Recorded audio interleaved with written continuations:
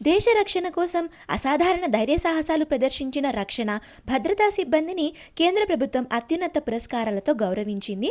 సోమవారం రాష్ట్రపతి భవన్లో జరిగిన రక్షణ నైపుణ్య పురస్కారాలు డిఫెన్స్ ఇన్వెస్టిచర్ మొదటి దశ వేడుకల్లో భాగంగా రాష్ట్రపతి ద్రౌపది ముర్ము మొత్తం 51 మంది వీరులకు శౌర్య పురస్కారాలను అందజేశారు. ఇందులో ఆర్మీ, వైమానిక దళం, నౌకాదళం, కేంద్ర సాయుధ పోలీసు దళాలు, రాష్ట్రాల పోలీసు సిబ్బంది ఉన్నారు.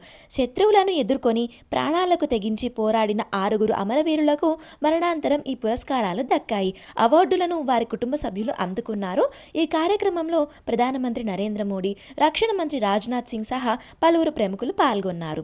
భారతదేశపు ప్రతిష్టాత్మక అంతరిక్ష యాత్ర గగన్యాన్ కోసం ఎంపికైన 4 వ్యోమగాముల్లో ఒకరైన Indian Air Force group captain Prashanth Balakrishnan నాయకర్కు కీర్తి చక్ర లభించింది.